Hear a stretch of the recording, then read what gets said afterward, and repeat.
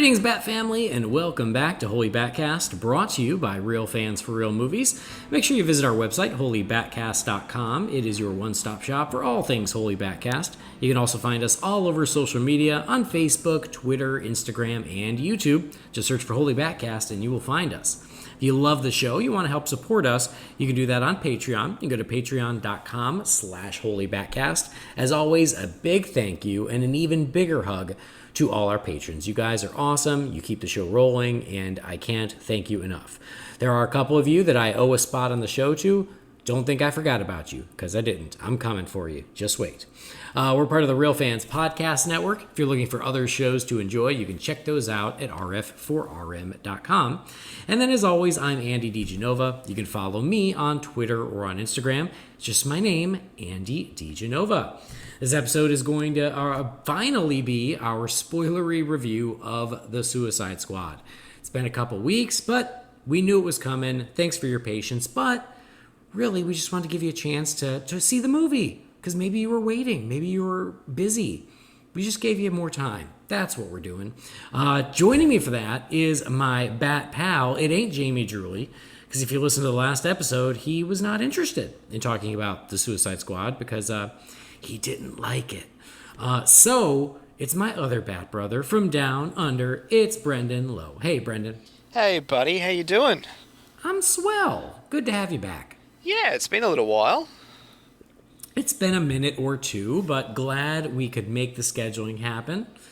Definitely. It's my Sunday morning over here. I believe it's your Saturday night. So. It is. I mean, this is my hot Saturday night, is a date with you. Well, so, I mean... You better be buying me dinner. What's the problem? But yeah, it's good to be back.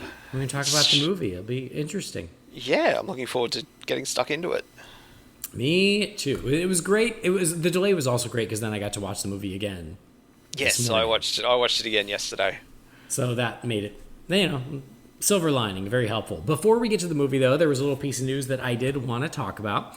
And it is something that a lot of fans have been asking for, and the rumors started to swirl maybe about a week ago. And they were rumors that I was like, man, I really hope it's true. But I wasn't convinced it was true because we never know who to believe anymore. I have trust issues with the internet, Brendan. I mean, so do I. My issues aren't as full on as Jamie's. Yeah, I mean, we all the Flash have our movie issues. And everything. But no, I'm with you. So it was one of those things where I'm like, man, I hope this is true, but we'll see. But it's true. Yesterday, it was confirmed by the actor herself, and that is we are getting a film starring Black Canary, and not just any Black Canary, the Black Canary from Birds of Prey, Journey Smollett-Bell. She is going to be starring in a Black Canary film that is written by Misha Green, who she worked with on Lovecraft Country, which I still have not seen, but I hear is great. So one of these days, I will watch it. But yeah, the rumor went out there, and then people started reporting on it, and then she quoted it herself and said, okay, the canary's out of the bag, I think something to that effect. Now I can finally share. I'm so excited to be working with Misha again. And then Misha tweeted that she was super happy about it. So it is confirmed by the two players. They've said, there's a long road to go, but it's happening. And I'm thrilled. I mean, it's not a surprise to anyone. I've been a pretty big fan of hers, and I thought she was so good in the movie. But what did you think, Brendan? I'm all for it. I mean, Birds of Prey was obviously Harley's movie, but I think Black Canary kind of not stole the show, but she was definitely a huge standout character from that movie. Everyone loved Journey in the role and that version of the character. I just hope that they do let her be more Black Canary, if that makes sense. Kind of like every character in that film, they were you didn't really get to see them, showing off their full potential till the end, which was kind of a bit of a criticism from that movie, but I like Birds of Prey, don't get me wrong. So yeah, I just want to see more of her in costume, doing the canary cry and kicking ass. Yep, I completely agree. I loved her in Birds of Prey, but Birds of Prey was her really embracing becoming Black Canary to the point where she was reluctant to use the canary cry, and then she only uses it the once at the end, which is a great moment, but I want to see her like embracing it and using it constantly, because I can just picture some really awesome action sequences of her fighting, but like weaving in the canary cry with her martial arts, and I think that could be some really cool stuff. Just imagine her like, fighting two guys and then doing the canary cry to knock one back while still fighting the other one, or doing the canary cry to drop something from the roof onto someone who's approaching while she's kicking someone. There's ways to like weave it into the fight that could be so cool, and I really want to see them do that. The other big piece is I want her wearing her costume. Damn it. Yes. I loved her costume for those 5 seconds at the end of Birds of Prey. Like, that's great. She should wear that, or give her a new one, give her two. I don't care. But yeah, I want her to be the true superhero now that she's coming to her own. And that's, those are my big wish lists. And then as for, what other characters could show up, and who are they going to be fighting, where's she going to be going, all of that is up in the air. But there are a lot of great possibilities there, and I'm super excited to see where they go with it. Yeah. There's a little bit of complaints online or by DC fans. What? I'm shocked. But like where they're like, oh, why does it have to go to HBO Max? And guys, like we've talked about this a little bit in the past, but here's where I stand on it, and I have a hunch that Brendan, you and I will see eye to eye, because we tend to do that.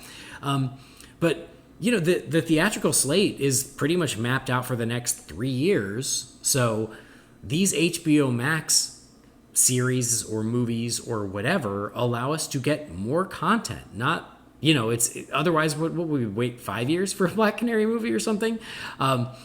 It just allows us to get more of it. And also, Birds of Prey, I really like that movie. And I think that I like it more every time I revisited it. I don't know if that's the same for you, Brendan, but I think that I haven't watched it in a while, but since the Suicide Squad, I've been wanting to revisit it. Yeah. Catherine and I revisited it not that long ago, and we're like, man, like, it's I don't know if you want to say it's aging well. It's not that old, but I'm just like, it does benefit from going back to it. So I really enjoy it, but it underperformed. And so it would have been very easy for Warner Brothers to look at Birds of Prey and go, oh, it underperformed, so we're leaving it be. We're not touching any of these characters for now. But they're not doing that. They're saying, hey, we have a really great Black Canary. Let's use it. Let's put it on HBO Max. But because the initial movie underperformed, putting it on HBO Max gives them the freedom to do this, whereas there would be more risk theatrically because you're coming off of a movie that didn't do so well. So I see this as a huge win because, again, like they could have just been like, nah, forget it. But HBO Max gives them another avenue to explore these characters and give them their own projects. And, this team that did love, oh my God, why do I have such a problem with that? Lovecraft Country. Jeez, that's not, shouldn't be this hard. To get them together to do this, I think is a huge win. So, I don't know, I think it's all good news. I know it happens, but so many fans looking this gift horse in the mouth where it's like, no, this is great. This is a win. I will say that it's a good thing you're stuttering on the first word of Lovecraft Country and not the second one, because that could be awkward. But no, I totally agree. See, my stance with this is, you look at things on like the Marvel shows on Disney Plus, like particularly Loki and Falcon and the Winter Soldier. They're just a feature-length movie cut into episodes. They are like they're short episodes, So to me, it's kind of the same thing. And I know people might just accept it more, being that one's a quote unquote a TV series as opposed to a movie, but they're essentially the same thing. So I'm fine with it. I would rather get these movies on a streaming service than not at all. Mm-hmm. And I think it's the way of the future. We're seeing theatrical movies at the moment get released to streaming, and the Netflix have their own original movies that are awesome. So why can't HBO Max do the same? Like, I just watched that Sweet Girl the other night with Jason Momoa. It was great. So HBO Max are just doing that, but they've got the licenses for these DC characters. So yeah, the more the merrier. Like, as long as the content's good, who gives a shit how we get it? Well, and it's more content for HBO Max. They need to have original content for the service to keep people subscribing. That's what this is for, and that's great. And then if you look at the slate, theatrically, you get 2 or 3 DC movies a year. Now we'll get 2 or 3 more thanks to HBO Max. It's not like they were going to release 6 theatrically a year. That's crazy talk. So to essentially double our content as fans and not have to wait until a slot opens up in the theatrical slate, that's great. That's great news, we are reaping the rewards of all this content, and so psyched that Black Canary is one of them. Yeah. Love that character. Can't wait to see more of it. Yep, agreed. So, awesome. Journey Smollett Bell, we love you, and I'm so glad that we're going to see her as Dinah Lance again. Speaking of HBO Max, though, it is one of the ways you could watch The Suicide Squad. Oh, how's that for a segue? Yeah, so it is finally time. Let's do we're going to start spoiler-free like we did last time, and then I will give a spoiler warning for our review of The Suicide Squad.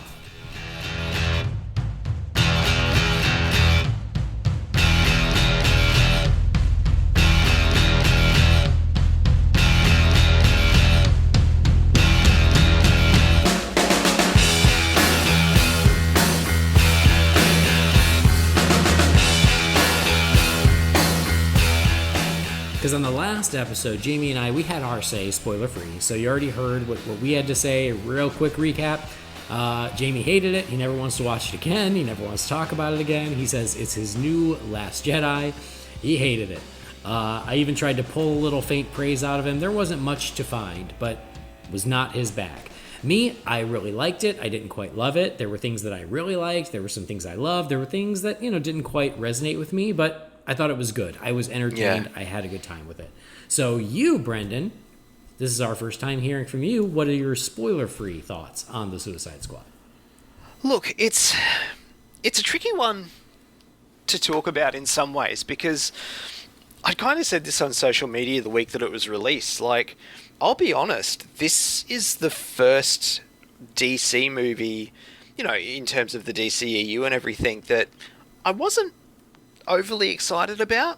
I get, you guys know, I get hyped for these movies. The only one that I wasn't as excited about prior to this, funnily enough, was Birds of Prey.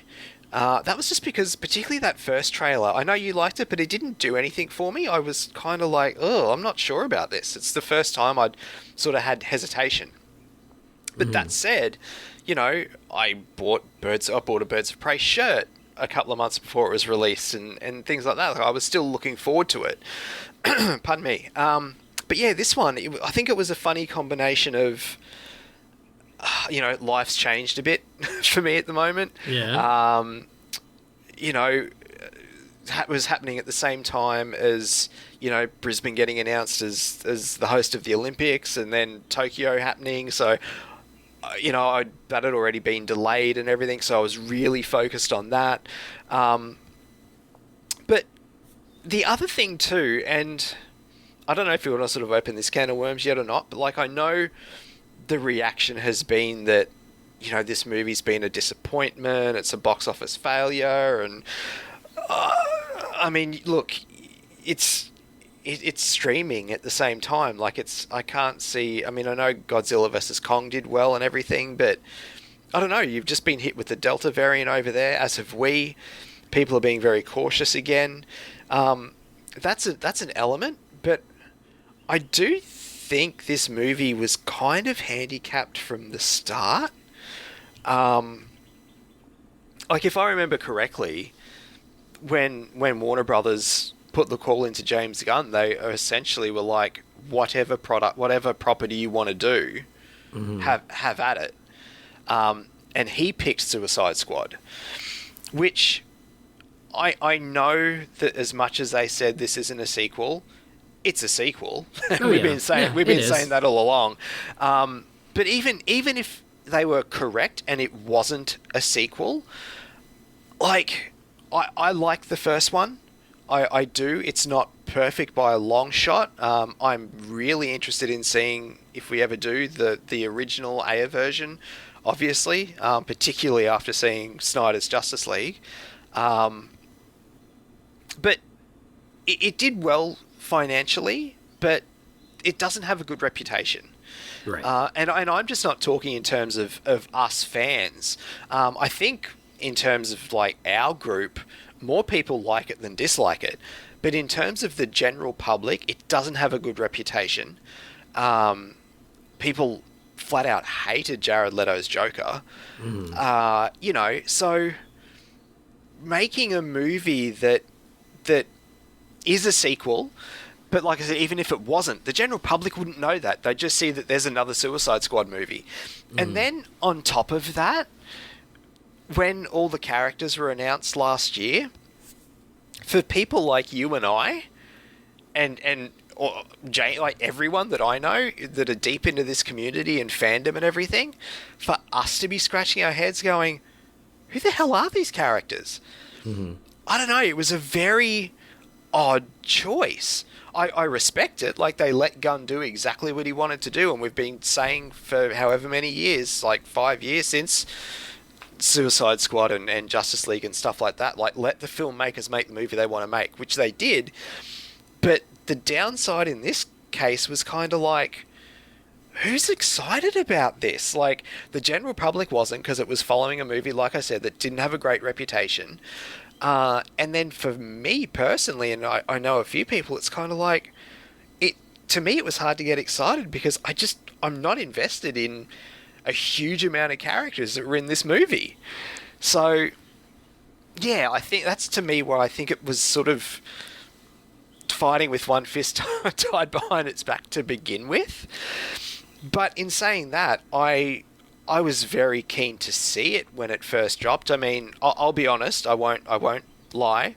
I the first time saw this movie VHS.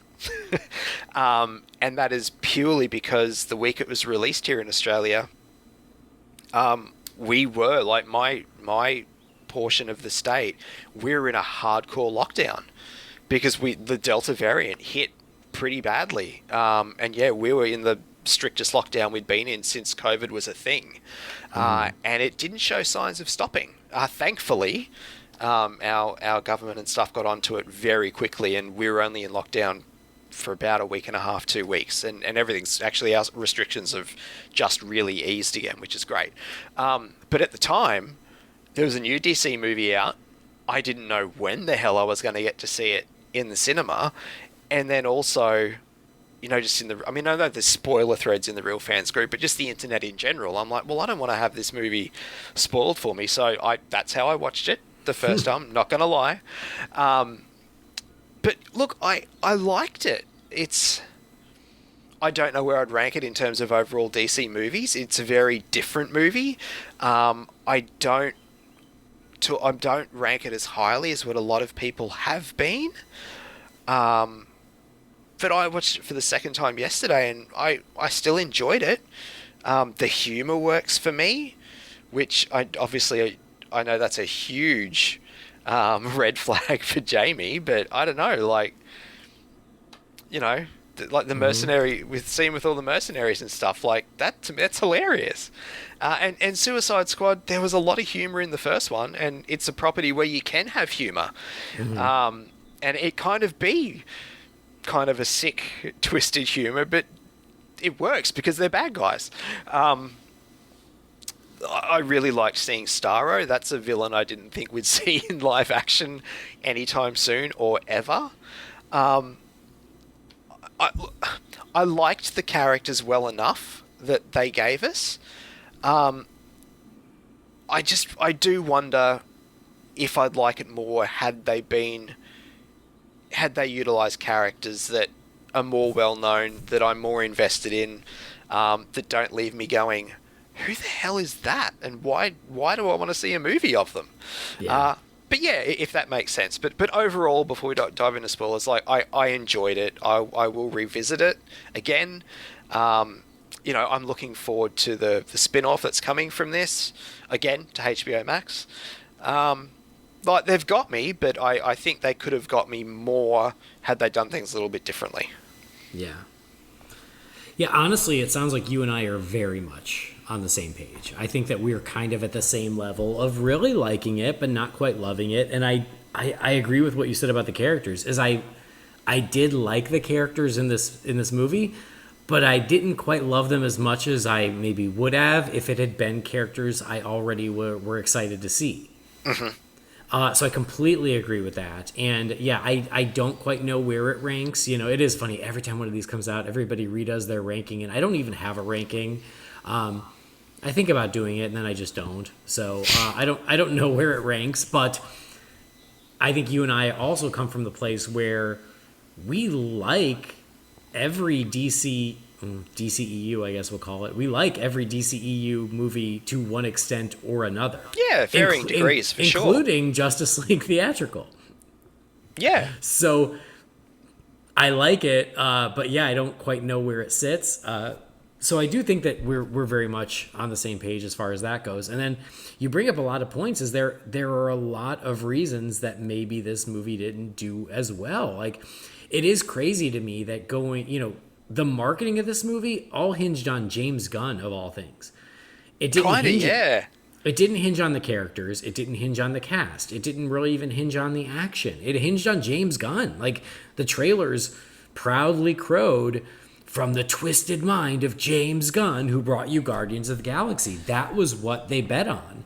And I do think that maybe they would have been better to sell some of the other stuff a little harder. But to your point, it's harder to sell Bloodsport and Polka Dot Man. You know, like that. Those are harder to sell than the first movie was able to go, Harley and the Joker. And everyone's like, oh, yeah, Harley and the Joker. I got it. They're in, yeah. Plus Will Smith is Deadshot. People might not have known Deadshot, but it's Will freaking Smith. Like, it's a much easier sell the first time around than this time around because of all of those things. And then you're right. For people who hated the first movie, maybe they didn't want to give this one a chance. There's the pandemic, that constantly gets worse and then better and then worse and then better. It's just this roller coaster. And then there's the stream. There's a million factors as to why it might not have succeeded at the box office. The R rating, how much did that hurt it? There are a lot of reasons where it maybe just didn't do as well as they hoped, and who knows which one is the culprit, and maybe it's a little bit of everything. That's probably the answer. It's a little bit of everything. But I'll tell you, for two guys who are in the bag for these things no matter what, because it's a new DC movie, the trailers left me kind of meh. Yeah, I enjoyed the trailers more than I did, like, Birds. Honestly, the only one of these EU movies that the trailer hasn't got me on some degree was that first Birds of Prey one. It did nothing for me. But just you talking about James Gunn, I just wanted to circle back. That was another element for me that had me kind of, in terms of excitement, is I hated Guardians Volume 2. And that was more him, doing his own thing, not being as tied down by Marvel and stuff. I hated that movie, and I hand on heart, I adore the first Guardians. Absolutely love it. And again, that's characters I knew nothing about. I'd never heard of them, and I think the majority of the planet was like that with Guardians, but he made it work. Yeah. I love that movie. But yeah, after Guardians 2, I'm kind of like, I don't know, like, do I want to see him unleashed again?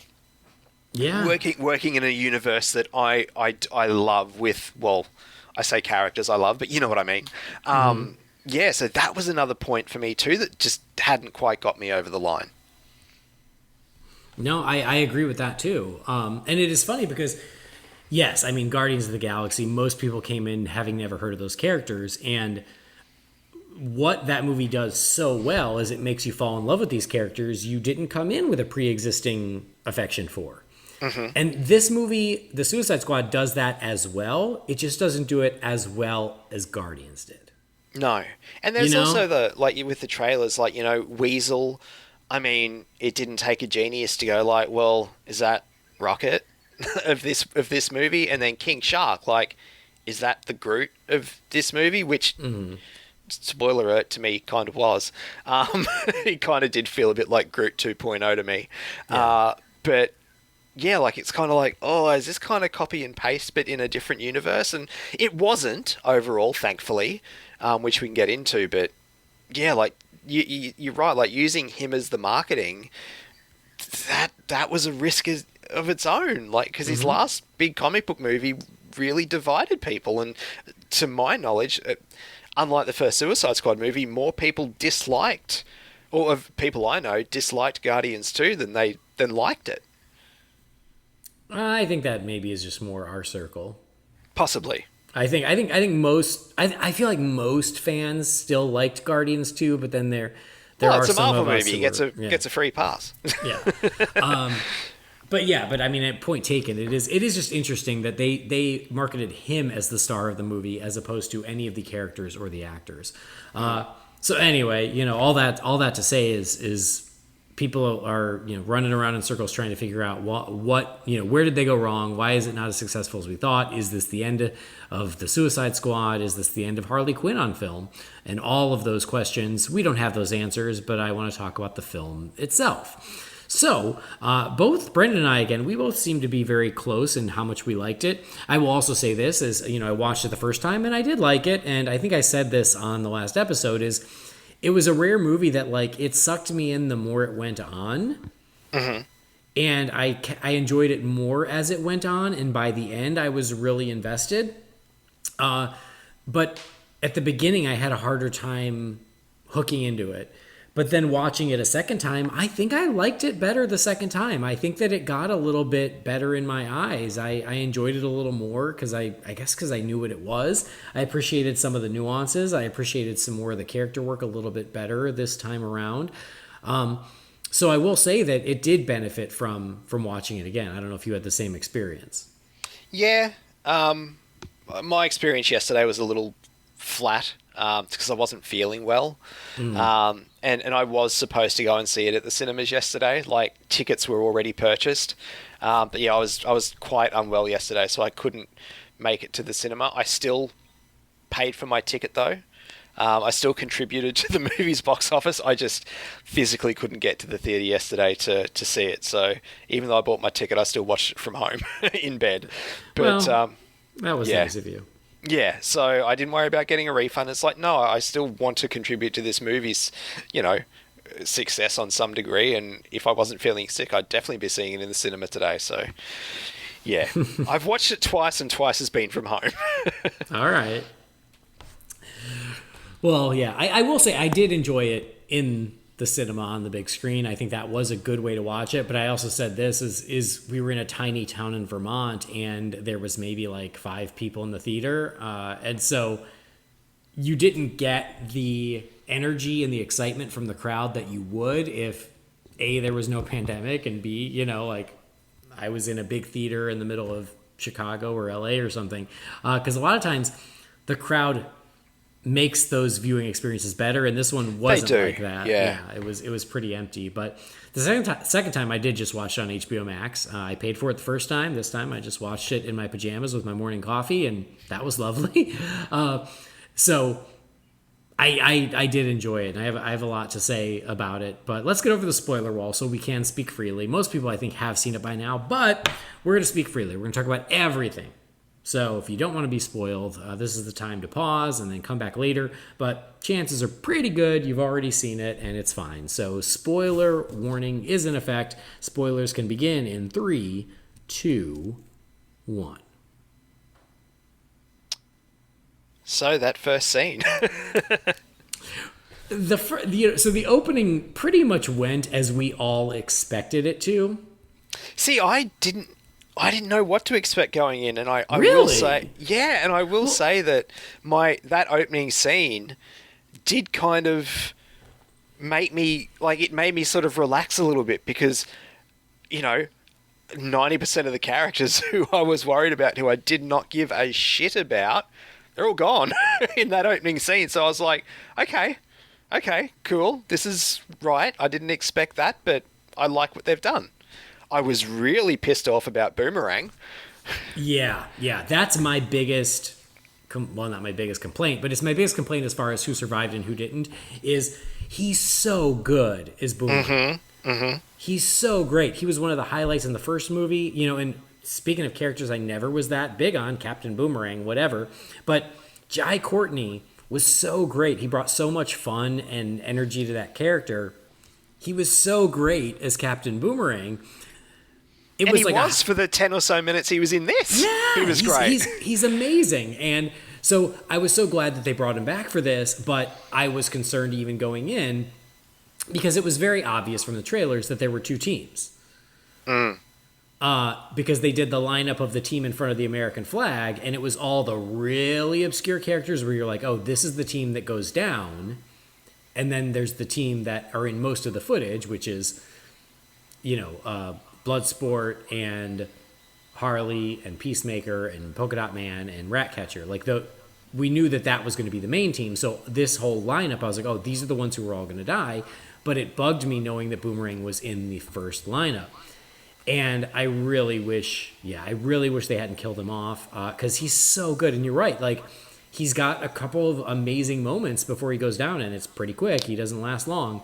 But just him and Harley, their interaction when Harley shows up is so awesome. Two old friends running into each other. Hey, Boomer. Hey, Harles. You're back in prison? What are you up to? They had such great chemistry that, I'm with you. I'm pissed that they killed him. And his delivery of that line, all names are letters, dickhead. That is such an Australian...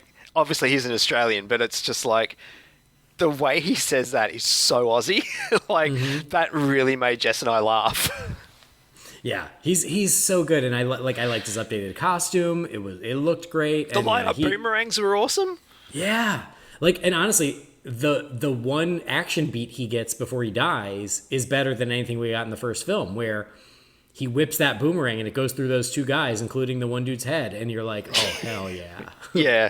Yeah, it's a shame we didn't get to see more, but hey, hopefully the Flash movie might reset things and we can see him, pop up in a Flash movie or something in the future.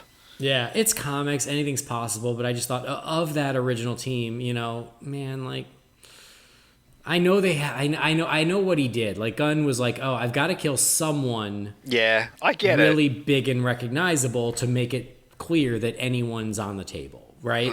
I get that, but man, I just loved him so much. So yeah, but yeah, that first team, we always knew they were cannon fodder. And I guess for me it was more, I just didn't expect them to go in one hit in the first 10 minutes of the movie. Yeah. And then, the first one out is, and the movie is R-rated. It is gleefully R-rated. They have so much fun with the violence and everything. We can argue as to whether or not it needed to be, but as far as the violence goes, the R-rated violence, I found that to be very entertaining. Yeah, it was funny. It worked. In a very funny, over-the-top way. The boomerang cutting through that dude's head, or the moment Pete Davidson gets his face blown off, and they just go for it, but a lot of that, it's all done in fun, tongue-in-cheek, and I was very entertained by all of that stuff. Yeah, for sure. There's the one moment that Jamie said it was one of the few moments he liked, but I agreed because it was one of the few moments that I really did a laugh out loud, because I'm not a big laugh out loud guy, and especially in a quiet theater, but it was one of the few that did get it, was where Bloodsport, and it's well, I don't want to say it's the first big action scene, because the first big action scene is the first team's just decimation, right? But it's when the second team goes to rescue Flag, and they just kill everybody in this camp. But Bloodsport and Peacemaker are having this contest as to who can kill more or better or whatever, and Peacemaker kills someone, and then he walks by and just stabs the other dude who's laying down on a bed, just with the axe. Yep. Yeah. I was about to say the bit with the axe is hilarious. Yeah, and that whole sequence I thought was a blast. I loved that. I'm a little upset with how it goes, where we find out, oh, those were all quote unquote good guys. But even that to me makes it funnier. But it is funny. It is funny. But there's that part of me where I guess it's because I'm over 40 now or whatever. But when I was a kid, I never thought twice about people dying in movies. And now that I'm older, I'm like, oh man, that you're questioning your morality. Wrong. Yeah, right. But it is funny because they kill everybody, right, including that one dude who's got his schlong out.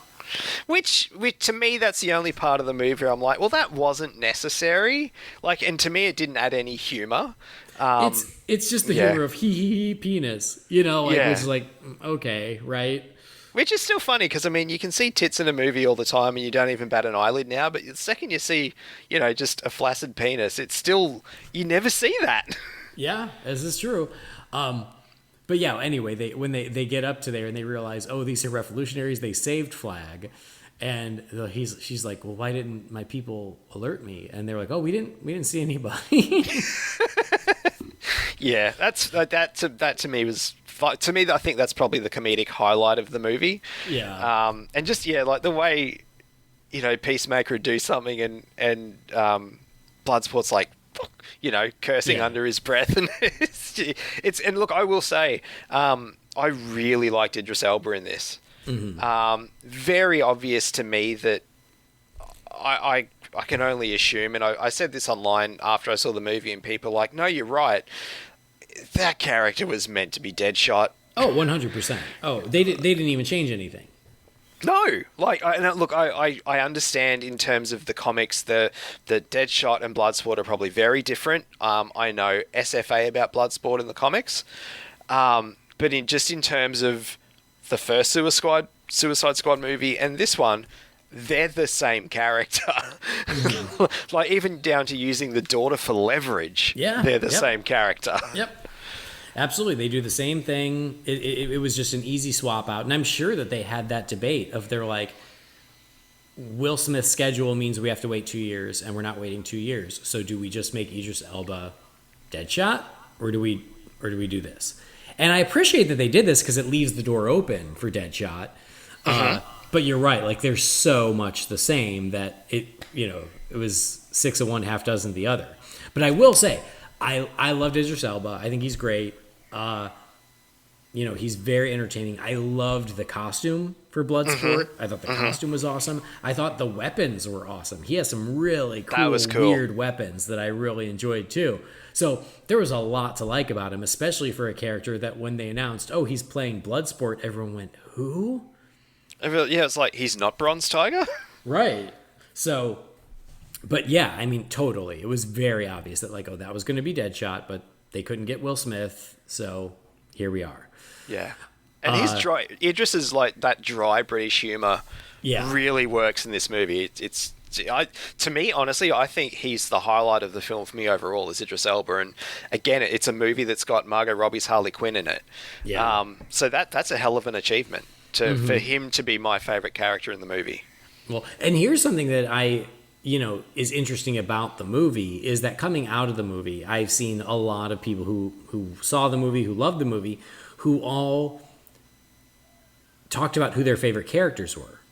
And it seems like everyone had different favorite characters, but every character was someone's favorite. Yep.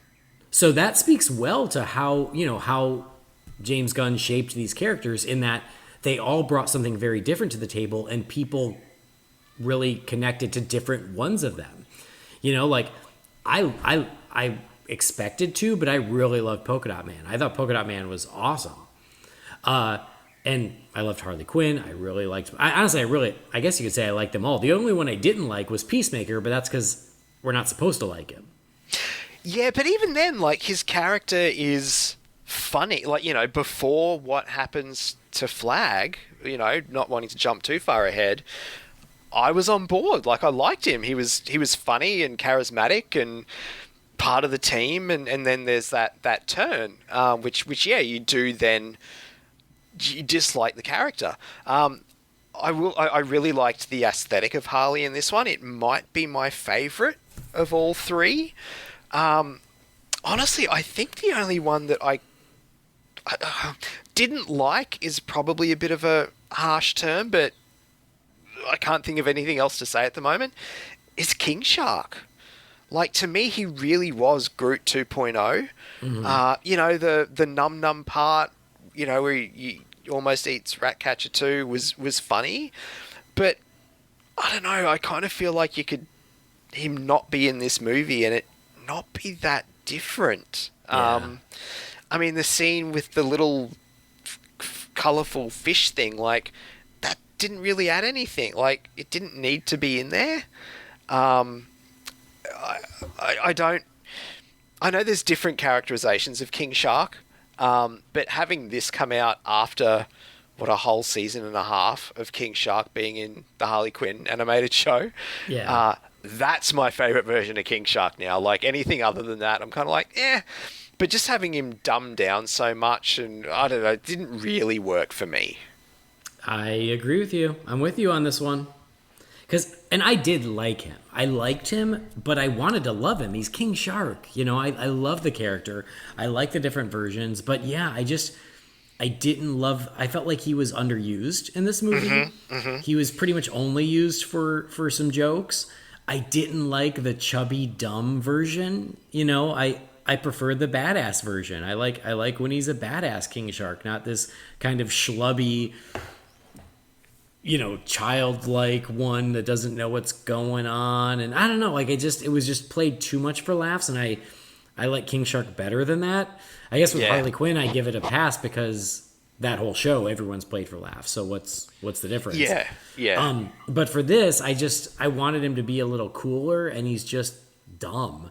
And he's fine. And again, there are moments that I do enjoy him, but I completely agree about the stuff with the little colorful creatures that he makes friends with, and then they try to eat him.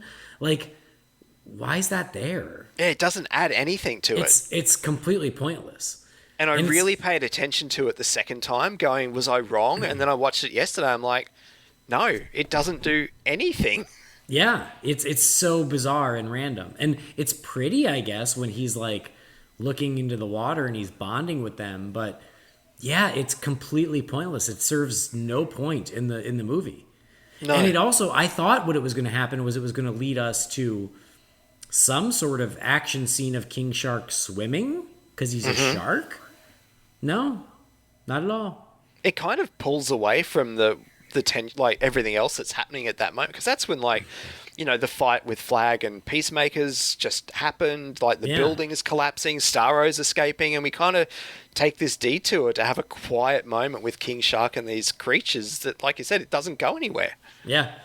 I mean, I guess the only thing, because I did exactly the same, as I watched it again, I was like, did I miss the point of this? And then I was like, no, I don't really think there is a point.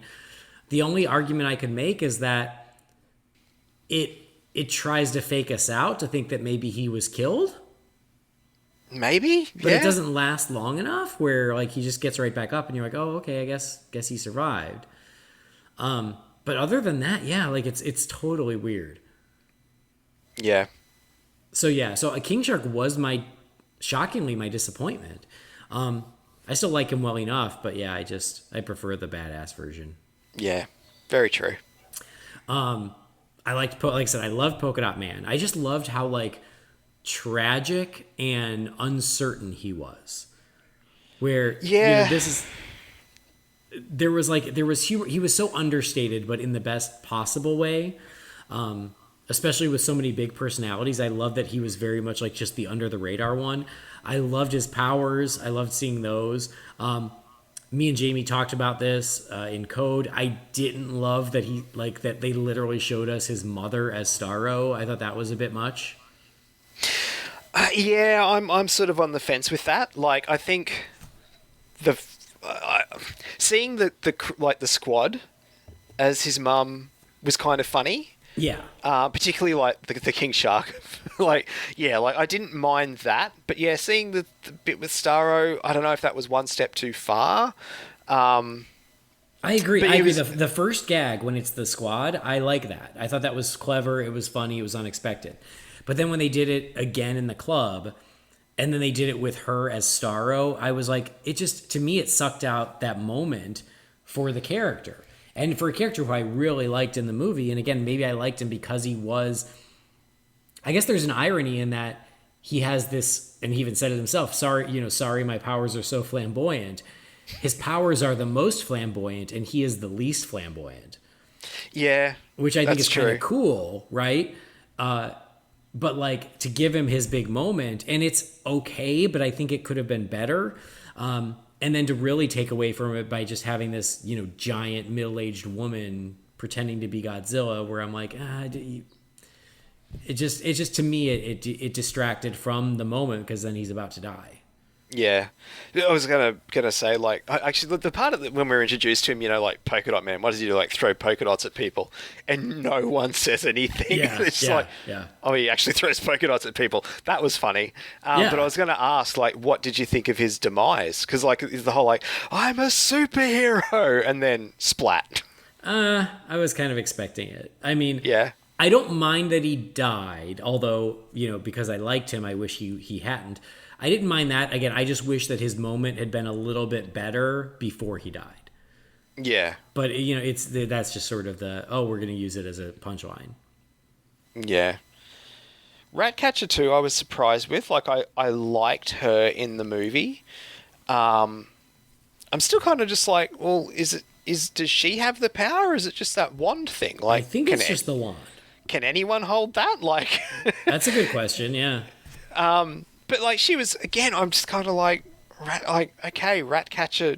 I don't even know Ratcatcher 1, let alone Ratcatcher 2. Like, why do I care? I did like it was the very meta joke where they introduced her, and I think it was Peacemaker goes, "What? We couldn't afford Ratcatcher 1," and they go, "He's dead." Yeah, like that. I thought that was cute.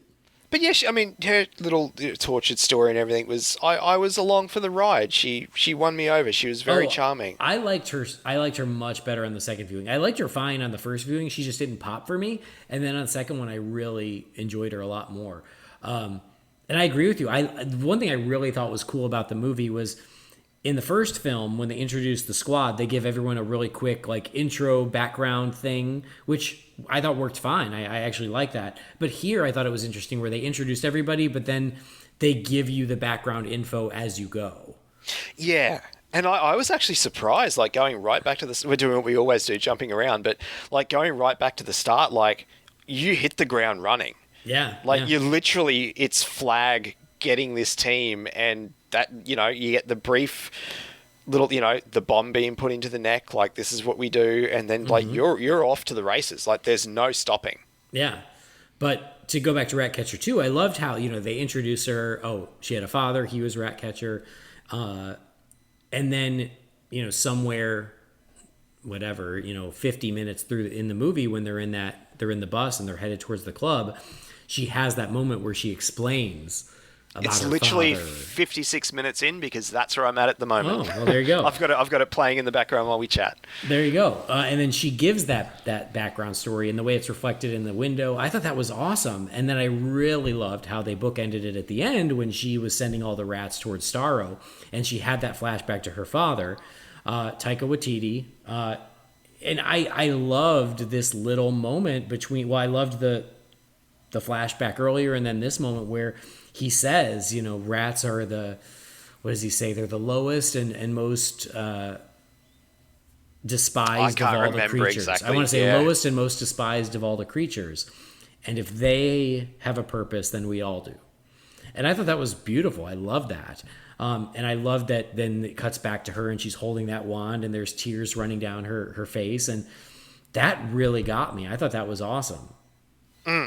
Yeah, she ended up being a really good character.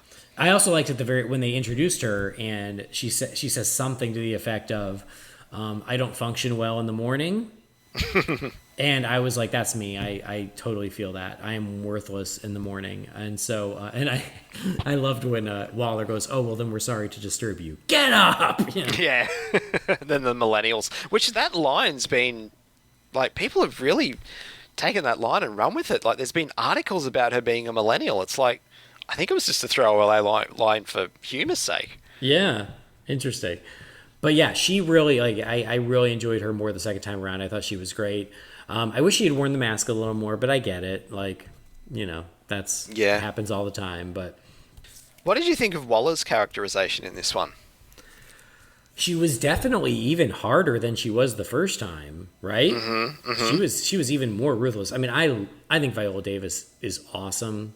I think Viola Davis as Waller is awesome. I think that casting was inspired in the first film, and I'm so glad that she is another one that returned again. I was so happy that when they did this movie that is a sequel and a soft reboot, that they kept enough of the original cast who were so good the first time around, and she's one of those.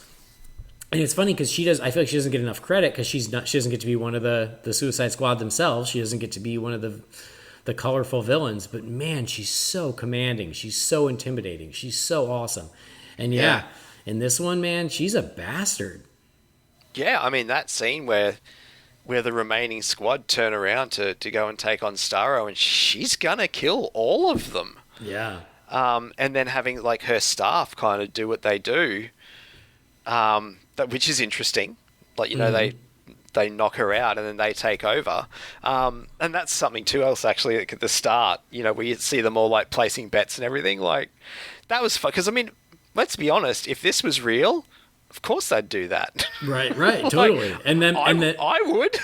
And I did like how they were kind of like, wait, do they know each other? Have they worked together before? What does that person do? Like how they're even trying to figure out who's who. Yeah, but yeah, no, she's a bitch in this. Like, oh man, but I love her. God, like, oh, you do more of that, please. But yeah, I felt like the her staff knocking her out was a bit of a Deus Ex Machina, a bit. But okay, all right, I'll go with it. I mean, it was either that or she kills them all. Yeah, like, yeah. You know, which I guess in this movie could have happened. Right. But that was something we've just... Sorry, again, we're going all over the place. Going back to Ratcatcher 2 briefly. Little Sebastian. I actually liked little CGI Rat Sebastian. I thought he was cool. Yeah, he was. I liked when he was waving to Alice Braga, who was like the head of the rebels. And she's like, why, what, you know, is that Rhett waving to me? And he's like, yeah, it appears to be. And she's like, why? And he goes, because maybe he's friendly. And actually, the Idris Elba's kind of like Bloodsport's, you know, having the phobia of rats was cool and was quite funny. And, you know, how little Sebastian is just trying the whole movie to be friends with him and he's not having a bar of it. And then at the end, he's sitting on his lap and he starts patting him, which was nice. Yeah. Yeah. No, I agree. I liked little Sebastian too. I thought he was cute. Rick Flag. Yes. So when they announced Rick Flag for the first film, I that was one of those where I went, who? I don't know who Rick Flag is. And in the I knew the name. Okay. But I didn't know much about the character, but I definitely knew the name. And in the first film, I was quite impressed with him. I was like, I actually really liked him. I thought he was really good, especially he and Deadshot and the way they bounced off of each other. I thought was really good. And he was supposed to be Tom Hardy. I think people forget. People forget that when that cast was originally announced, he was Tom Hardy. I forgot that. You're right. But Joel Kinnaman was awesome, and in the first movie, he was a surprise to me of how much I liked him, and I loved him here. And so I got to give credit to Joel Kinnaman and to David Ayer and to James Gunn for making me love Rick Flag, who I didn't care about prior to these movies. Because David Ayer did such a great job of creating who Rick Flag was in the first film, of like, he follows orders and he follows Waller's orders and he's her man on the ground and he sees these criminals for criminals and he doesn't trust them and he's going to keep them in line. And it was a very clear thing, but it worked really well. And Kinnaman was great. And sort of as that movie progressed, he realized things weren't so black and white. And I loved how this film continued that arc for him to the point where he was willing to give up everything to show the world what the U.S. government had done. I thought that was such a great progression for him, and I loved where he and Harley went and how they now had this mutual respect for each other. Like the moment where she gets out and she realizes that they were trying to save her, and she just hugs Flag, and it's such a great moment. Like I loved him. He's so good in this, and so I am very upset with the fate of his character.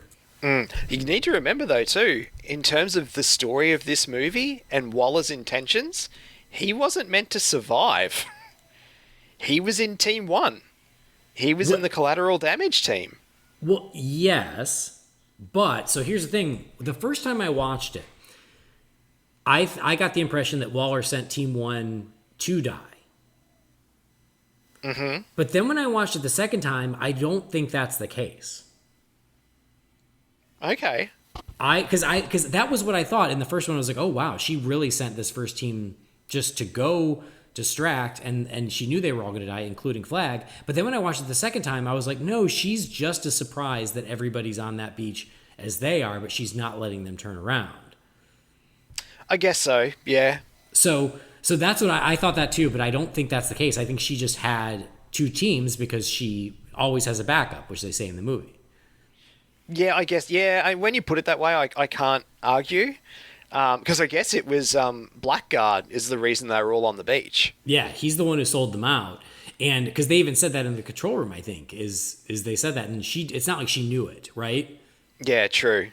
So because that was something that, yeah. But, yeah, I mean, and then the fact that he does survive, because she's also the one who sends them to get him. True, yeah.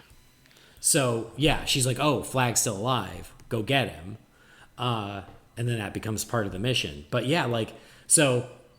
Do you think she knew he was with the people they were killing were the good guys? I don't know. That's a good question. No idea. Because this is the thing, like, she knows where they're sending them. Like, they're going to find out that it's the American government. And having Flag there in that's a liability. She's got to know that that's going to be the tipping point for him. Why would she? He has always followed her orders. Yeah, I don't know. Like, he kind of goes off book a little bit in that first movie, though. Kinda, but I don't know. I feel like the mission was always destroy Jotunheim and anything that's inside it. And so no, I think she was trying to save Flag. I don't think she was, because otherwise she wouldn't have had them go get him. Yeah, I guess so. So I did think it, yes, I mean, I was never on board with Peacemaker in the whole movie, just because, like, for most of the movie, it was him and Bloodsport that sort of had this rivalry, and I was on Bloodsport's side because he was way cooler. Yeah. But again, we're not supposed to like Peacemaker. That's the whole point. Like, he is a douchebag. That's the character. And so I'm not on his side. And then, yeah, when he makes that turn and he also has this ulterior motive just to make sure that everything goes down, the moment Flag, like, went and he's like, no, everyone needs to know about this, I was like, oh shit, Flag's gonna get it. Yeah. Damn it. And the whole he's pleading was like, they experimented on children. Mm-hmm. Like, that's the straw that breaks the camel's back for Flag, and so it should. Yeah. He's a decent human being. Yeah, I will say one of the things that I did like on the Peacemaker side is where he said, peace must be maintained at any cost, including the life of a hero like you. Yeah. It's in the trailer, I believe in peace. No matter how many men, women, and children need to die to preserve it, or whatever the line is, like, that's the character in one sentence, and it's true. Like, mm-hmm. He'll do whatever has to happen, no matter how bad it is, to the point of it makes him a villain. Yeah. Yeah. So, yeah, that fight, it's so funny because this fight is one of the best sequences in the film because it is so charged. It's not necessarily like the best choreographed fight or the most fun fight, but it is the most dramatic fight because at that point I was holding my breath because I pretty much assumed where it was going, and I was like, I wanted to be wrong so bad. And they leave no question, like, that shot of the tile, like, penetrating his heart and just starting to bleed out, like, there's no coming back from that. Yep. And I was like, God damn it. So for me, as I was watching it again, I was like, you know what this reminds me of? This reminds me of Randy's death in Scream 2. Yep. In that it's one of the best sequences in the franchise because it is so suspenseful, so effective, and no matter how many times I see it, I'm holding my breath hoping it'll have a different outcome. But I know it won't have a different outcome, so I also hate it because you just killed a character I love. Yeah, he was sad that he went so soon, but that's a different franchise. So, but same thing where I'm like, no, don't. And like every time I'm going to watch this movie, I'm going to wish it goes a different way, but it doesn't. So I give them credit for having the balls to do this. Again, the fight is very intense. Again, very edge of your seat because of how charged it is. And at least Flag goes down like a champ. He goes down like a hero. He almost had him, and then he did get that final zinger in before he keels over a Peacemaker. What a joke. Yeah, that was Yeah. and that sort of resonates on his face. Like you can see, like Peacemaker go, oh, Yeah. like he has that moment of, I guess, sorrow. It doesn't last very long, but it's there. Yeah. Yeah, because then he tries to kill Ratcatcher too. Yep. So I was so happy when Bloodsport kills him. And then real extra spoilers because of the mid-credit scene end credit. It's the end credit scene where he managed to survive. So I'm like, damn it, I guess. Because when he died, I thought he was dead. And I was like, good, he deserved it, damn it. And I was like, well, then I guess the Peacemaker series on HBO Max is going to be a prequel. Okay, that's fine.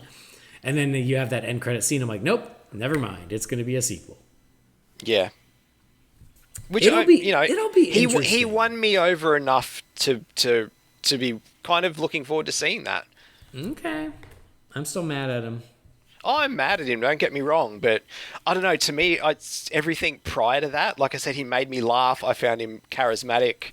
I surprisingly, in the last couple of years, I've come around to John Cena as an actor too. Like, I find him better in comedic roles.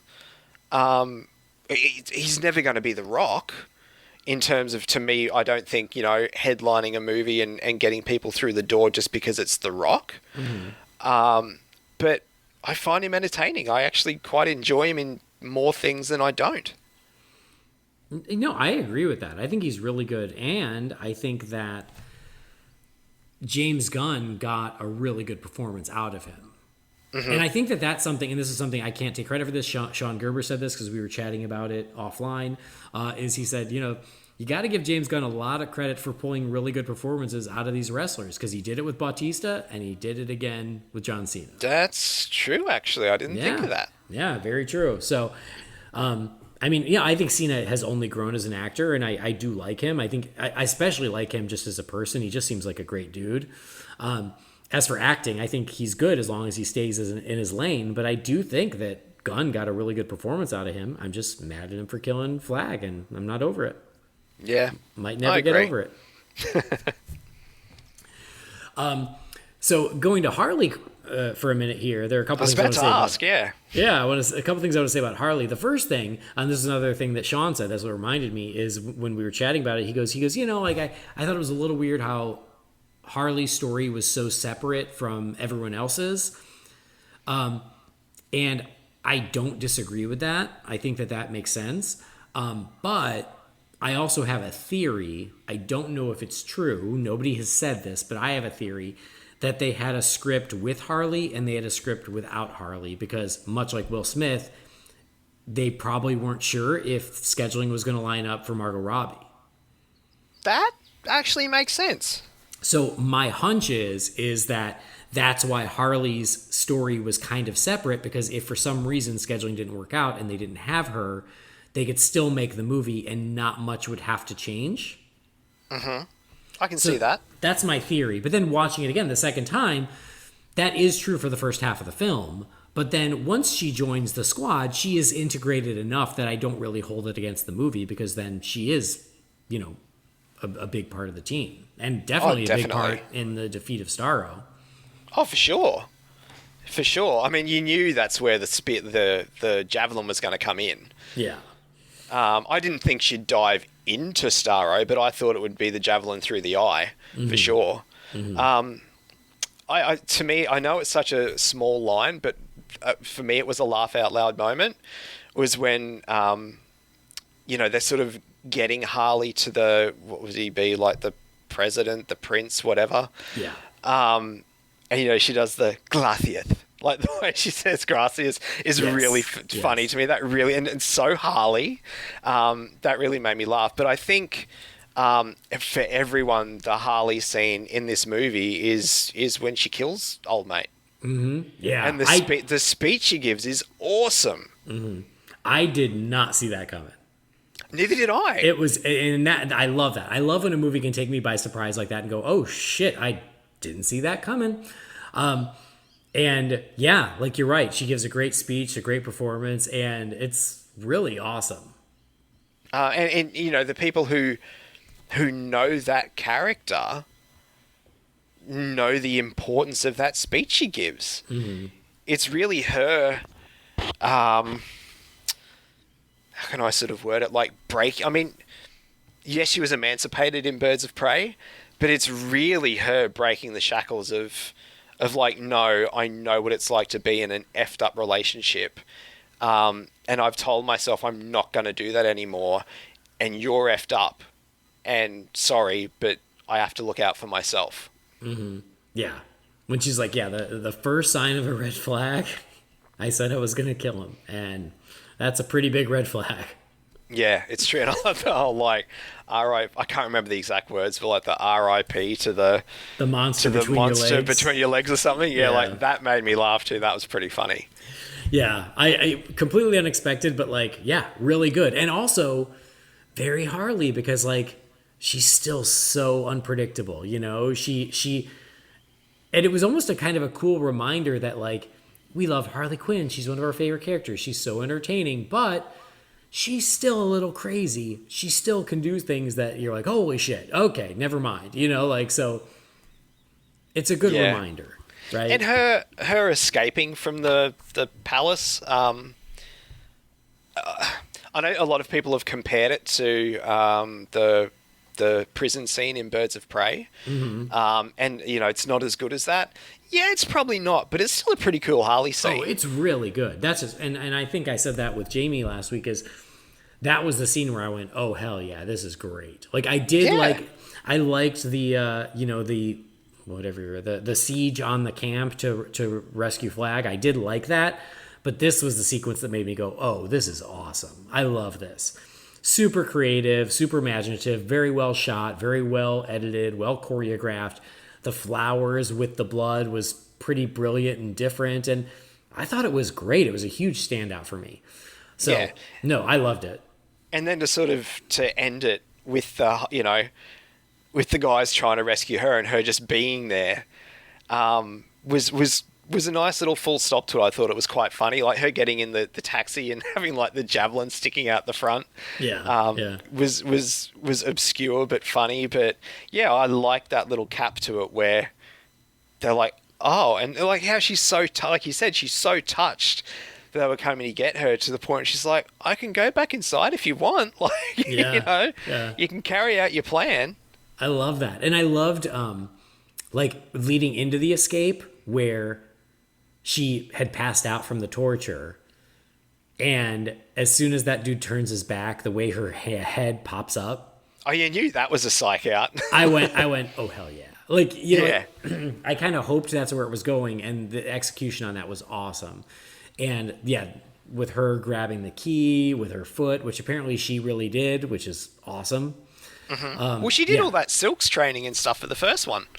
Yeah, I still think, I think the police station in Birds of Prey is still probably better, but this was great. I loved the sequence. Yeah. Otherwise, like, you don't really need to talk one up or down, but they're both great in their own way, yeah. Oh, totally. Exactly. Like, nothing wrong with that. Nope. So she was great. No, and I really loved her in the movie. I liked how they kept enough of her look from the first Suicide Squad, but it does feel like they maybe removed 50% of the tattoos. So, they're like, it's the same one, but we'll just make it a little easier on everybody. The ones that you remember are still there. Yeah. So to me, it's enough continuity. Yeah. And I do like how in every movie she's had her own look. Mm-hmm. Birds of Prey was my least favorite. I was never really. I agree. Yeah. I don't know. To me, yes, she's the character of Harley, but the short hair and the yellow and gold, like, it didn't really work for me overall. But I do like how this one, like, it's the black and red, which in terms of this Harley, we haven't really had when you think about it. Yeah. No, I think that my favorite Harley look in live action is her first look in this movie. Yes. The black and red mission outfit, right? Mm-hmm, with the goggles and stuff. Yeah. Yeah. I think that was is the best we have seen her. The big floofy dress, not really my taste, but what do I know? So it was still a very different look for her, and it works for the movie. I especially love when she like rips one side of the dress off during that fight and uses it to fight those guys off. I thought that was great. But yeah, I agree with you. I think that this is probably the best she has looked so far. Yeah, for sure. And she's great in it. I think she's awesome. Oh, Margot Robbie's, yeah. More. Can we just have our Harley and Ivy movie now, for Christ's sake? I know. And then we got to give love to Milton. Milton. And I loved the moment when Polka Dot Man was like, because it's funny when they did the big dramatic, the whole team walking through the rain, which I think is really great. If you look off to the right side, Milton is with them walking in the rain. He is, yeah. And when that happened, I was like, oh, I love that dude's still there. At that point, I didn't remember his name was Milton either. I just was like, oh, good. I'm glad that dude's still helping out. And then they were like setting the bombs and he's helping. I'm like, man, this is a stand-up guy. Like, he could have ditched them a long time ago, but he's still around. And so I love that when he gets killed, the Polka Dot Man is like, oh, come on, they killed Milton. He's a really nice guy. And I was like, I agree. He is a really nice guy. And they're like, who's Milton? And like, Polka Dot Man's the only one who cares. Yeah, I thought that was Harley's awesome. like, oh, that guy. Right? The bus driver, bless him. Good on him. Yeah, I know. I thought that was awesome. What did you think of, well, for lack of a better term, the Thinker? He was fine. Yeah. No, I don't have agree. strong feelings one way or the other. I guess what I like about the Thinker is that... I liked the aesthetic, I will say that. Yeah, for sure. It would have been very easy to have made that character just some random scientist, right? True, yes. To go, that's Dr. Beauregard, and he's helping them, with Starro. So go find this doctor. But I love that James Gunn went, well, isn't it more fun to make it another comic book character, another villain, and get another villain in this movie? So let's make it the Thinker. So I thought that was really fun. Because it could have been a throwaway character, but they made it another DC character. And that's why I was going to ask, actually, is because I'm sort of the same. Like, he doesn't do much. Right. And it could have been Scientist X. But, and again, like, the Thinker coming into it, the most I knew about the Thinker was from the season when he was the big bad of the Flash. Right. Yep. So I was like, oh, cool, the Thinker. He was he was probably my favorite big bad after Reverse Flash from that entire series. I liked that season. He was great. So I was like, cool, like they've made, and then when I realized the capacity that he was in it, I did appreciate it. It's like, yeah, cool, because I'm the same as you. It could have been Scientist X. But the fact that they made it a character that people like us are going to have some familiarity with was kind of cool. And speaking of being familiar with things, I really like that this was set on the Corto Maltese. Yeah, totally. It could have been set anywhere. But that, again, to the average cinema goer, that's not going to mean much. But to DC fans, hell yeah. Mm-hmm. Yep, totally. And I appreciated the gag where Harley didn't know what to call them.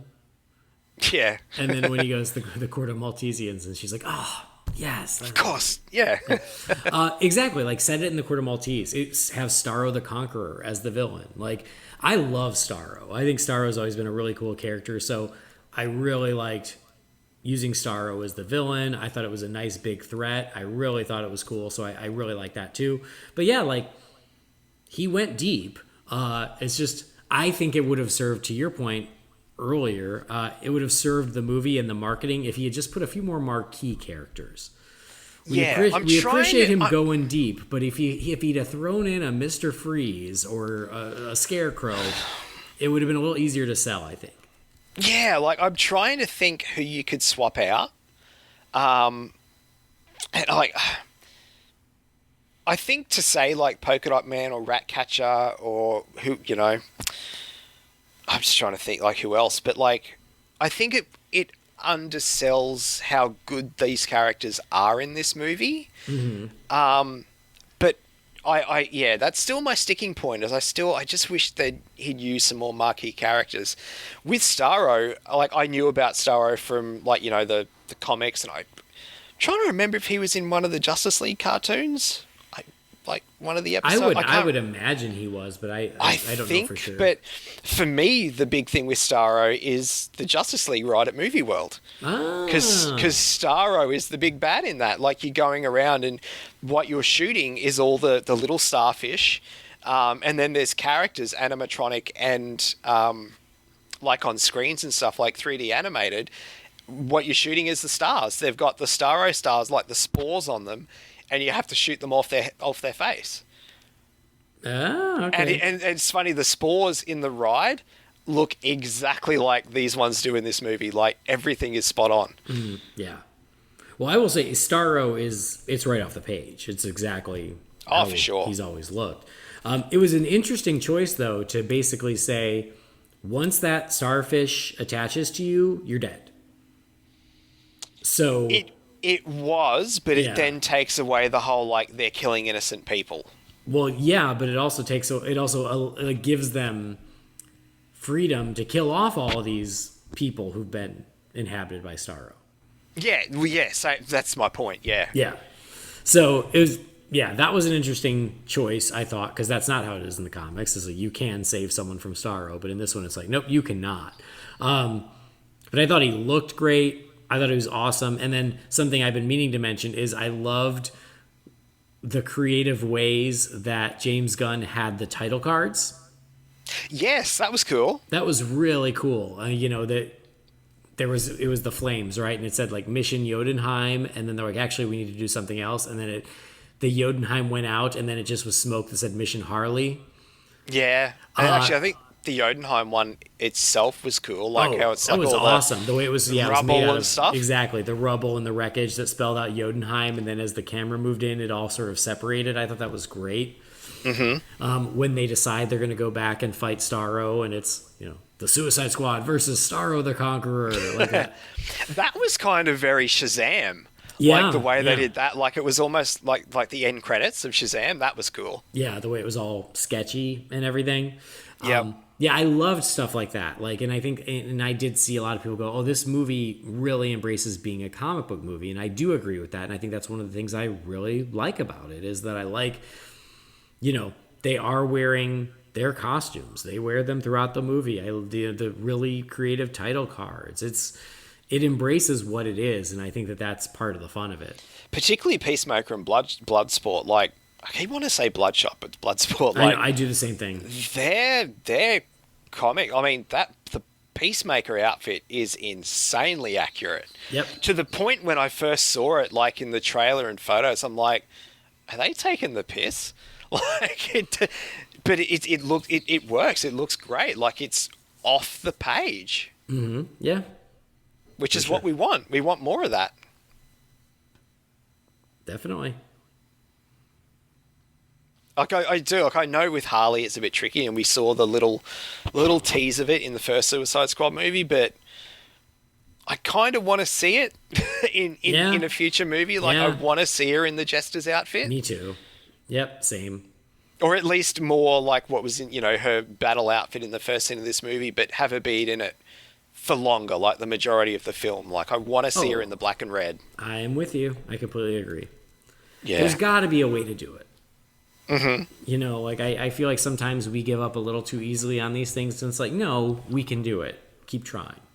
Yeah, it's like, in the real world, it's like, well, yeah, I get it, but in the first movie, you got them fighting like a mythical, spirit from centuries ago, and in this one, they're fighting a huge kaiju starfish. Like, realism was left at the door. Exactly. If Peacemaker can wear his toilet seat and Bloodsport can wear the xenomorph, there's no reason Harley can't wear Jester's, old Jester. Correct. Yep, exactly. So yeah, I think there is a way to do it. Hopefully someday they do. I hope this isn't the last we see of Margot's Harley. Seems like she's keen to do it again. So I do think that it's only a matter of time. It's just a matter of what will it be. I have a hard time thinking there will be more Suicide Squad because this one didn't do so well. So who knows? Gotham City Sirens I still think is the way to go, but so do I. And I still think you can do a Harley and Ivy movie. Yeah. Like, I really do. Like, whether that would be a HBO Max thing, I don't know. With Margot Robbie headlining it, that could be enough to get people in butts on seats in the cinema. Mm-hmm. But, like, people love... like, whether you like this movie or the Birds of Prey or the first Suicide Squad movie, or you don't like any of them, people still love Margot Robbie as Harley. Yeah. They can not like those movies, but they'll always say, but Margot was great. And she is.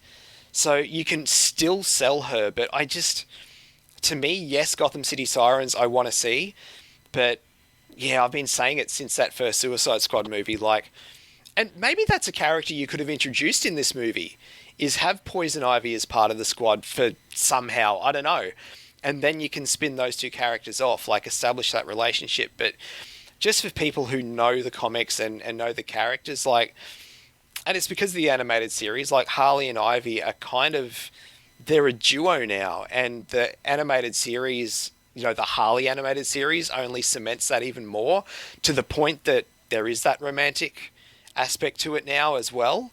And that's something that you got to give DC credit for. Their movies, their casting and stuff, like, it's very diverse. Have that Harley and Ivy movie, introduce that relationship. It's another way of her overcoming the toxic male relationships that she spoke about in this movie and that we've seen with Joker. Like, I just want those two characters on screen together. I think it'd be awesome. Yeah. And that's it. I mean, that's it. Is there are ways to do it and they could have done that with this movie. Like, you could have had Poison Ivy as part of the Suicide Squad. There's your marquee character. Exactly. Like, and you use that to then start establishing the relationship. Maybe that in that movie they just finally bond. It's the first time they meet, they become friends, and you can do the same thing with Gotham City Sirens. And that's why I say that's the way to go, because I mean, when you think about it, you could have swapped out Ratcatcher too, brought in Poison Ivy, and instead of the rats taking, Starro down with Harley, it's the plants. Mm-hmm. Yeah, for sure. Could have worked. I mean, I get that they wanted the Ratcatcher 2 blood sport father-daughter thing going on, which I think they do well enough, but I feel like they don't go that deep into it. Yeah, you're right. They don't. Like, they just kind of touch on it, and I guess in some ways I appreciate the restraint because it could have been very heavy-handed, but at the same time I also feel like it's a bond we don't see that much in the movie. So it doesn't have as much emotional heft. But yeah, you're right. Like, that is a way that you could have done it. You could have introduced Poison Ivy in a Suicide Squad movie. You could introduce her in Gotham City Sirens. And the reason I say Gotham City Sirens is because you get Harley and Ivy, plus you get the added benefit of a Catwoman. So you do. It's just another marquee character that, again, is easier to market. Yeah, it's right there. Anyway. So we're not making the decisions. Yeah. We'll see, but I hope so. I will say this. This is something that Jamie said to me, and since he didn't want to be on the episode, I'll share it with our listeners, is he did say, he goes, listen, Starro, he did like seeing Starro, but he goes, Starro is a villain that has given the Justice League a run for their money. And you're telling me that it can be defeated with one javelin and a bunch of rats? And I'll just say, like, that's valid. That's a valid point. I get what he's saying. I didn't think of it, but I see the point. Yeah, exactly. Me too. I didn't think of it either, but I went, oh, I get that. But again, the moment of her sending the rats, and then the flashback with her father, and then, yeah, like I do think there is something poetic about the most despised creatures on the planet saving the planet and being our salvation. I think there's something kind of great about that. Yeah, I get it. I'm sure there's more that I'm not thinking of, but anything else that you want to touch on? I mean, we haven't like Michael Rooker and stuff, like, we haven't touched on, like, the characters that don't make it out of the first scene, but I guess unless you want to, they don't really. Well, it's mostly other just than cameos, right? Yeah. It's cameos, and I do like that, even though they're cameos. I like how they look. I do love that they're so comic booky, and they all get a moment, which I respect. I think that's cool. I liked that Michael Rooker, he just sits there and watches, and in every Suicide Squad story, you've got to have a moment, right, where Waller proves that she will do it, that she's not bluffing. Mm-hmm. And so I thought that was a great way to do it with him. And then to have the blood of his head spell out Warner Brothers Pictures Presents Yeah. was pretty awesome. It very much set the tone. But see, to me, the Michael Rooker thing I found as a bit of a misdirect, because we know Gunn loves him. And for him to, like, that opening shot is him in his cell. So for him to be the one to get his head blown off the way that he does, I was like, oh shit, like that. Okay, they're even going to do away with Rooker, which I thought was surprising. That, to me, it was a surprise. You're just such a sweet, naive summer child. I look, in terms of movies like this, I can be like, I tend to not, like, I'll overthink stuff after the fact. Like, I'll go into a movie and there's, I can't think of any off the top of my head at the moment, but there's things in movies where people go, oh, how did you not see that coming? And I'm just kind of like, because I was just going along with the story. Like, I wasn't, Yeah. you know what I mean? Like, I wasn't in my own head. Like, I was just going along with the ride of the story they were telling me.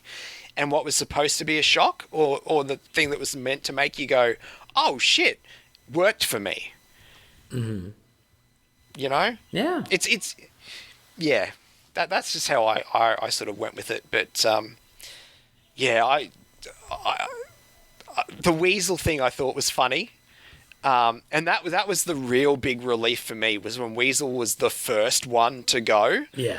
The way, like, yes, the way he went was hilarious. Yeah. But when Weasel died, I'm like, that was my first sign of like, okay, we're all right. Like, I'm not going to have to deal with this CGI thing through this entire movie. Right. No, I did like that too, is that, like, he didn't even get to shore before he was out. But then, of course, they save him at the end, so. And I'm correct in saying that's, like, James Gunn's brother does the mocap for Weasel, Yeah. like he does Rocket and everything. But then that was him who showed up later as Calendar Man, right? Yeah. Cool, yeah. That is Because I thought that was a cool little cameo. I was like, Yeah, I even thought so Jess was too. like, hey, Yeah. it's Calendar Man. Yep, I thought that was very cool too. I could have used a little more of that, but and then again, that's just a fanboy nitpick that I have of the movie. That it's not the movie's fault, but I would have liked to see just a little more connection to the greater DC universe. This feels very much on its own, so I would have liked that, but I also understand why they just kind of let it be its own thing. Yeah. But yeah, I thought the Calendar Man thing was a nice little nod. But it's funny because speaking of, the opening, and again, I like the little moments. I love Nathan Fillion. I'm a big fan, so I like that he gets his moment there. When TDK, his arms are getting shot and then Yeah. he's on the ground like several meters away screaming, that was funny. Yeah. And so yeah, just some really bizarre characters in there. But they make the promise very early on as, anyone's up for grabs, anyone is fair game. And even the tagline was "Don't get too attached," right? Mm-hmm. Which I thought was really cool. Which I thought was cool too. And it's funny because I feel like they did just enough of that, but then also keeping alive the ones you would expect to make it, right? Mm-hmm. Which is Bloodsport, Ratcatcher 2, King Shark, and Harley.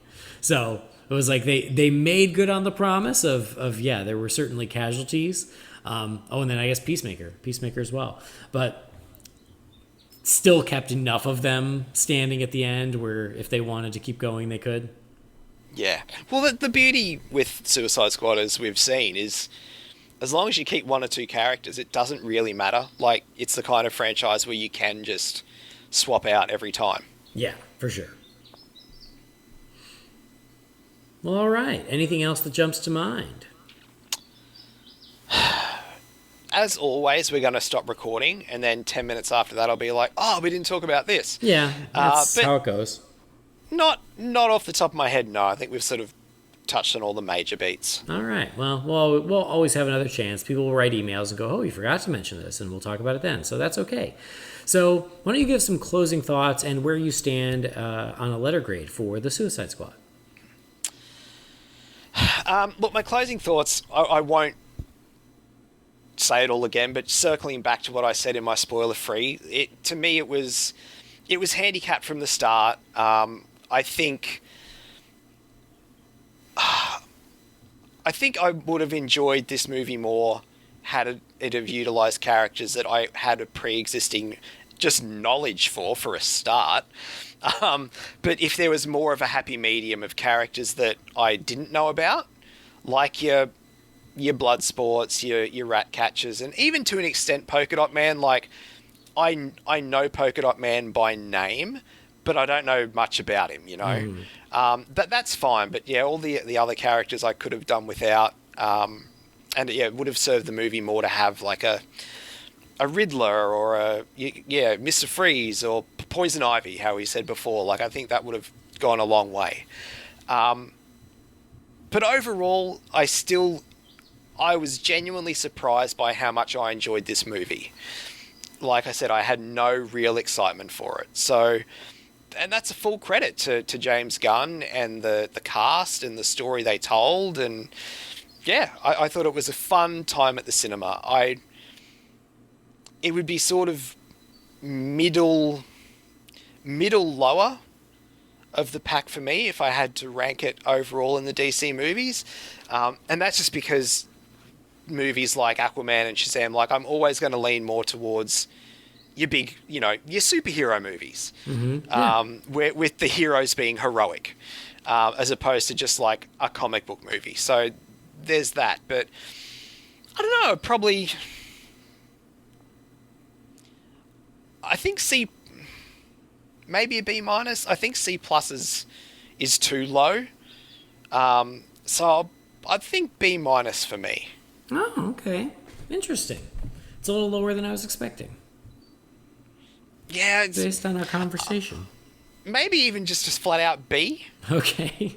But yeah, I don't know. Like I genuinely liked it. I don't mean to talk you up, but I'm just curious.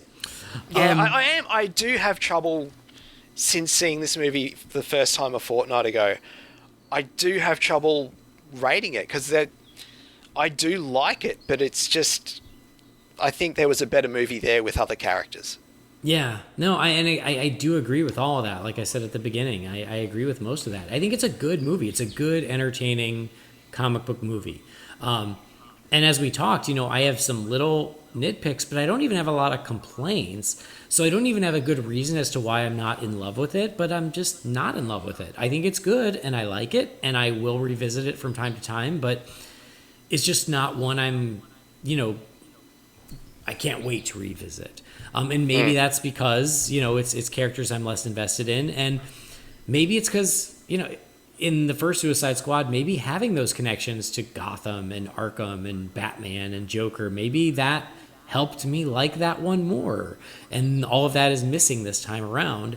So maybe that's a reason for it. But I do think it's a good time. I like it. And I hope we continue to revisit this world with these characters, but if not, we got this really fun and entertaining, very weird R-rated DC movie that I think it's really good. But yeah, I guess I maybe it's just a taste thing where it's like, maybe James Gunn made like the very best banana bread that's ever been made, but I don't like bananas, and so I can go, yeah, this is really good banana bread, but I'd still much rather have a lemon muffin. That's just, I just appreciate that more or whatever. Yeah, I get that.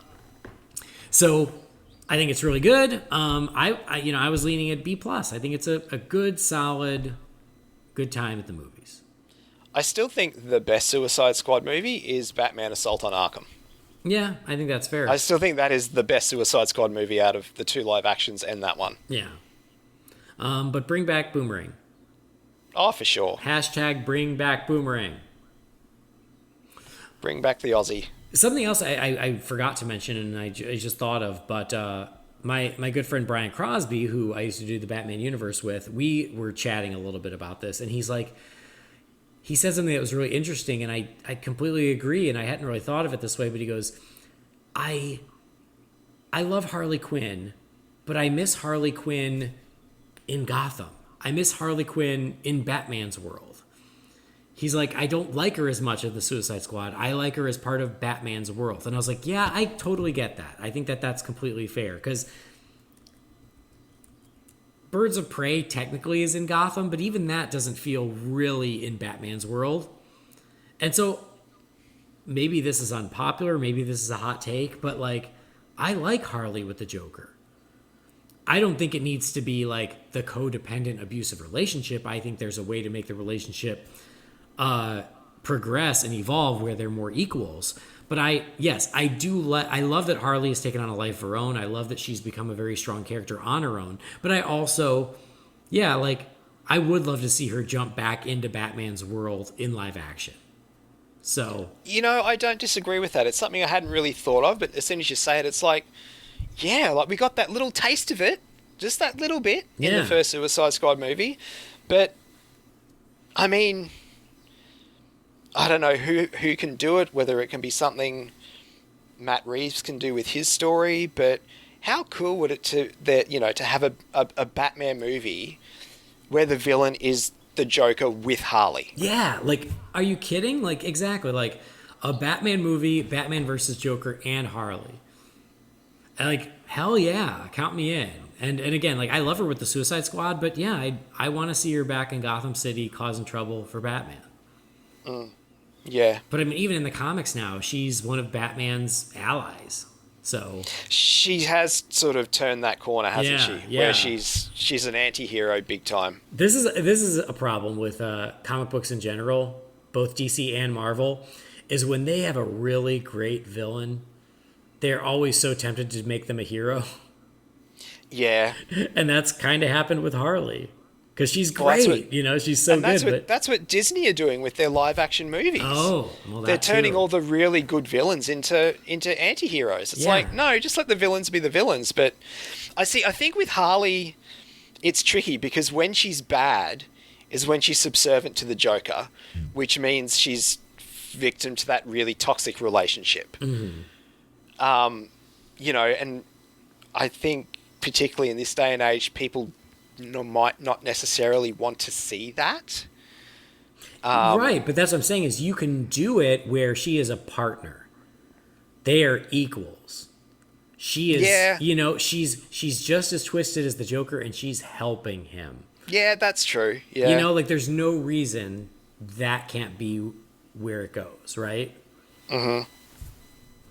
So, I don't know. Just some thoughts on that. That's true. All right. Well, there you go. A B and a B plus for the Suicide Squad.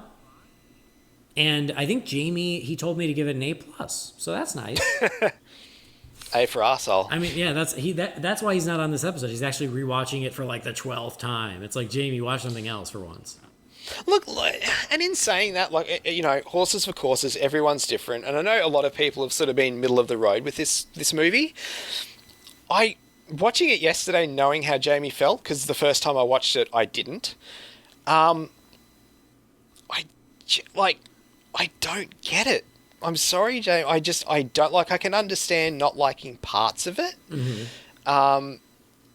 But I don't know. I just genuinely don't see the movie that he sees. No, I'm with you. I don't either. And because it's funny, we started at the beginning talking about Guardians 1, which was this great balance of action and drama and heart and humor, and it was this great balance, and we love Guardians 1. And then Guardians 2, that balance got a little out of whack because of the success of the first one. James Gunn was sort of given free rein, and he let sort of the humor take too much of the focus, and he couldn't let a single scene go by without some juvenile joke, and for some of us it felt too much. Again, I know a lot of people love that movie. I don't. I know you don't. I know Jamie doesn't. So this movie, I wouldn't say it's got the best balance the way Guardians 1 does, but it certainly doesn't feel as out of balance as Guardians 2. It feels sort of in between. Correct. Where yes, there are those moments, but at the same time, there are plenty of moments that are moments of drama or heart or character work that are not interrupted with an inappropriate or lame joke. Correct. And so that's why I'm like, no, I was even watching for it when I rewatched the movie of like, no, like Gunn does let some of these moments play without having to shove in a humor anywhere. So Yeah, so I guess I'm with you. I don't quite see it the way Jamie does, but you know what? Like, to each his own. He's a sad, strange little man. Different strokes for different folks. Yeah, I know. So, anyway, doesn't mean we don't love him, because we do. Of course we do. Of course we do. But yeah, it's just not his bag, baby.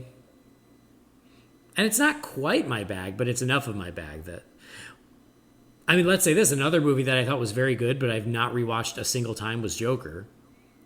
I'll watch this more often than I'll watch that. I've watched it twice since the cinema. Just for funsies? Well, one, because when I was doing my rewatch of all the movies that were nominated for Best Picture that year, because I do that. I didn't this year, though, because it's when Henry was born. And then when I was doing my Batman rewatch a couple of months ago, right before I finished my 6 weeks off, when Henry was born, I did like every live-action Batman movie in chronological order. And it kind of met the criteria, so I watched it again, and it's one of those movies, like, I enjoy it for how good it is, in terms of like the score and the like Joaquin Phoenix is like, he's brilliant in that movie, but it's not a fun movie to watch. Right. Yeah, totally. So this one's more fun. Mm-hmm. Big time. Cool. All right. Well, that's the Suicide Squad. I was kind of having an internal debate about the Wayne Manor mailbox, but I really want to go get dinner, so I'm just going to maybe save it for next time. That's right. Especially because we had a little technical difficulties, and that delayed things a little bit. Yeah. But I should say, real quick, the last episode, for everybody who listened, I got a lot of really wonderful messages based on the last episode, and so I just want to say a big old thank you to everybody out there for just the kind words, the support, everything. I read every single one, and they all meant the world to me. It's a big step to trust a bunch of strangers, thousands of strangers on the internet who listen to you talk about Batman. And it was a little scary, if I'm being honest, and I was very nervous about it, if I'm being very honest. And really, you guys just, paid back with nothing but love, and it just meant the world to me. So I just want to give a big old thank you to everybody after the last episode. Yeah, I mean, people don't know, like, we were trying to make it work for me to be on that episode, so it was the three of us, and it just couldn't happen, and that was fine, because I really wanted to talk about the Batman comic. And then when sort of the things went down that path, when I was listening, I was like, oh, I really wish I'd been on this episode now, because, yeah, I'm very proud of you, and I put out a tweet after hearing the episode of my feelings on it, because I couldn't be there to sort of verbalize on the show like Jamie did. I mean, it was no surprise to me. Obviously, I've known for, quite a while now. You told me quite a while ago, and yeah, it's never changed my opinion. I love you, man. It's great. I mean, people shouldn't be surprised given how open we are about our relationship. I know, right? No, it was a real. I'm really proud of you, dude. And like, I know you'd kind of mentioned it on Disorder previously, because Jess was like, "Hey, Andy dropped this on Disorder." I'm like, "Really?" And then you were very, more to the more open about it on that episode last week, and it's. You do you, man. Well, you shouldn't have to hide who you are for anyone, and it's awesome. I'm just really happy for you. Well, and I'm just really happy you're in a place too where, you're with someone who knows that about you and loves you regardless, to the point where you got married a month or so ago. Like, you've got that support at home as well, which is great, which I know was lacking previously. Yeah, absolutely. So, I appreciate that. I do. It means a lot to me. And again, for everybody who sent me a message or a tweet or whatever, you guys have been awesome. And sometimes, there's can be so much negativity in fandom, especially in DC fandom, and fighting and petty squabbles and debates about movies and characters and comic books and God knows what. And it was honestly just a really nice reminder of how many truly good people with really great hearts are out there that are part of this community, part of our little Bat family. And it was inspiring, if nothing else, just to get that love back, and just know that it did not go unappreciated. You guys made my whole week. So big thank you to every single one of you guys. So wanted to say that real quick, but let's wrap this baby up so I can go get something to eat. Brendan, always a pleasure. Glad to have you back. Thanks for making the time this Sunday morning. No dramas. It was great. Tell our friends where they can find you if they don't know, which they probably do. You can find me on Twitter at Loey007. I also have my Olympics podcast with my friend Trent, that's been getting a lot of traction lately, as you can imagine. You can find it, just search for the Sitting on Our Rings podcast on Facebook or on Google. You'll find that. And of course, I have the Nightlight, which I haven't done an episode since Christmas, but hopefully that's going to change soon, all going well. Yeah, sounds like the Real Fans show. I'll just leave it there. Yeah. Yeah, Jamie's been on me about getting Real Fans restarted too, because we haven't done one since, I guess, the best of the year or whatever it was.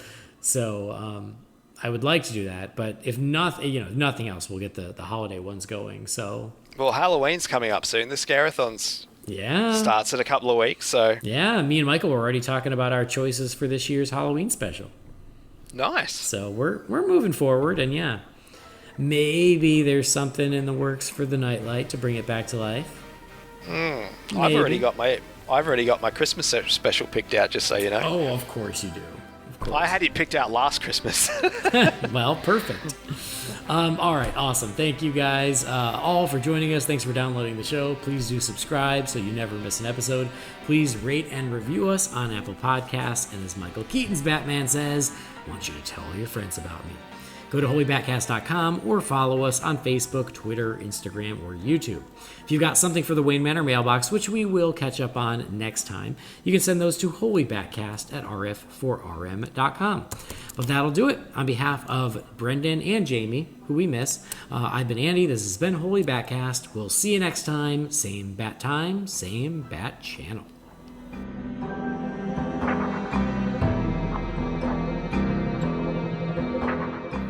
Holy BatCast is not affiliated with Warner Brothers or DC Entertainment. The views and opinions shared by the participants are theirs and theirs alone and do not represent the companies or organizations they happen to work for.